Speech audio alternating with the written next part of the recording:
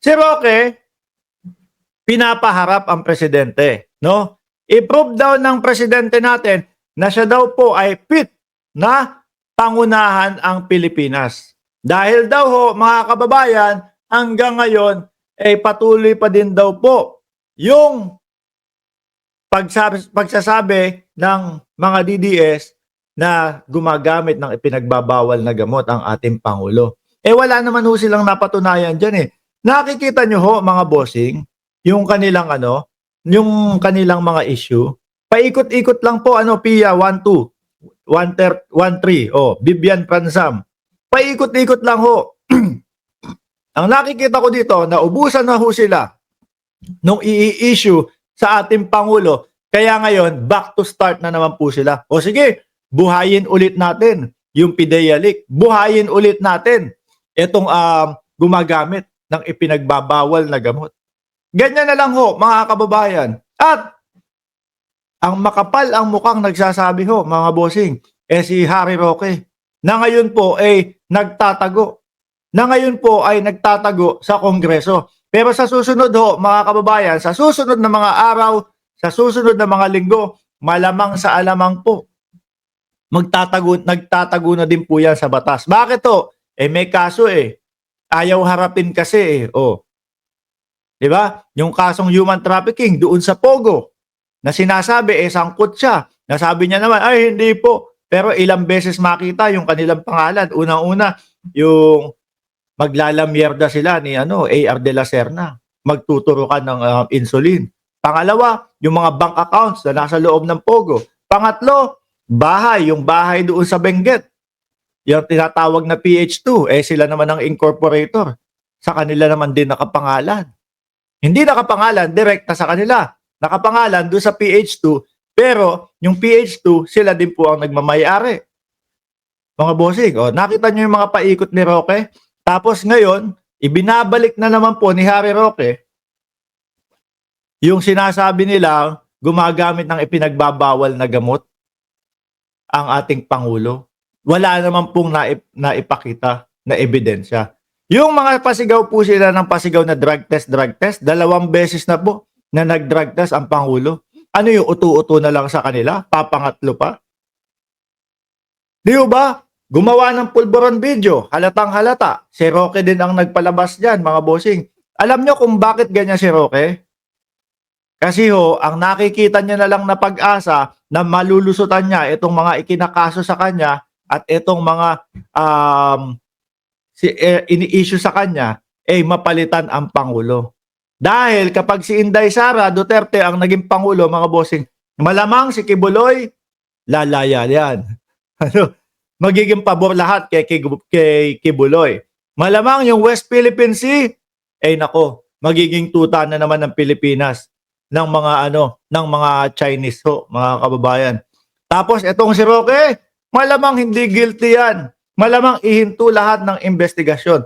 Yun ang inaabangan po ni Roque, kaya nagtatago din yan. No?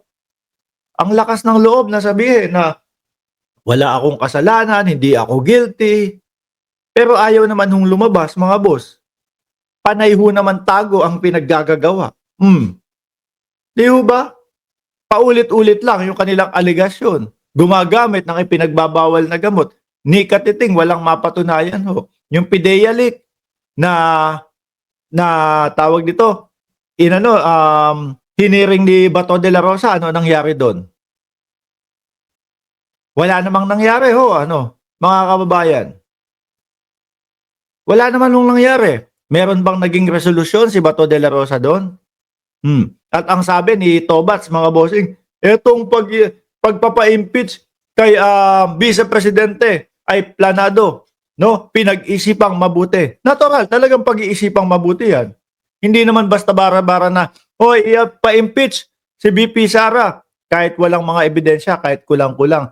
Palibhasa mga kababayan, etong si Tobats, mahilig doon sa mga pahiring-hiring na hindi na pinag-iisipan. Kagaya na lang po ng PIDEA leak, kagaya na lang po ng pagpunta nila doon sa Davao. Puro pera ng bayan ang nasasayang doon. Di ba? Balik tayo kay Roque. Roque, labas ka, no? Baka biglang magpa-drug test ang Pangulo ulit. Oh. Roque, labas ka. Balik ka ng Pilipinas kung talagang nasa labas ka ng bansa. Pero tingin ko ho, mga kababayan, nandyan lang ho sa loob ng Pilipinas yan. Yung sinasabi nila na nasa labas ng bansa, kumbaga, ang pakiramdam ko ho dyan, inaano na lang eh. Yung inaaning na lang po yung mga nagpapatupad ng batas natin. Na kunyari, nasa labas ako ng Pilipinas para hindi na po sila bigyan ng oras na hanapin pa sa Pilipinas. Yung tipo ho bang ganun? Sabi ni Ma'am Pia, 1, 2, 1, 3, takot si Aklapo host. Malamang yan. Dahil kapag ka umaten dyan, yung preliminary hearing nga nila doon sa human trafficking, hindi niya ma-attendan eh. No? Yung pagpapatawag sa kanya sa Kongreso, hindi ma-attendan. Lahat po, mga kababayan, pinagtataguan nila. Parang walang DDS na naligaw dito ngayon. Tulog na ho eh. tulog na yung mga DDS ngayon eh. Mamaya umaga yan, nandyan ho yung mga yan, mga boss. Dahil yung mga DDS, mas gusto ho nila na nandito sa live natin kesa po pumunta doon sa pagpapatawag ni dating Pangulong Duterte. Doon sa kanilang parali-rally. Anyway, tapusin na natin to. Roque, lumabas ka. Baka sakali mapag-explain mo ang ating presidente diyan sa aligasyon mo. O baka sakali na kapag ka lumabas ka, magpa-drug test ang Pangulo na walang katapusan po.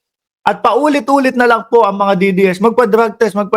Ilang beses nang nagpa-drug test, hindi pa din sila solve. Pag nagpa-drug test naman ang Pangulo, mga kababayan, ang sasabihin niya mga yan, naku, pineke, naku, dinaya. Wala ka ding lusot dyan sa mga yan. Di ba, Ma'am Elena Cosme? Di ba, Ma'am Vivian Pransam? Tuyot na si Roque. Baka si Roque na ang bumabatak, Unti-unti na natutuyot, unti-unti nang nangingitim, unti-unti nang paluwa na yung mata. Marami kasing aanga-anga. Sumusuporta sa DDS. Kala nila lahat ka-level ng brain cells nila. Tumigil ka na, ating. Tumigil ka na, ating. Hoy, Roque, tumigil ka na daw, sabi, tumigil ka na sa katatago. Tumigil ka na daw sa kai-issue sa presidente.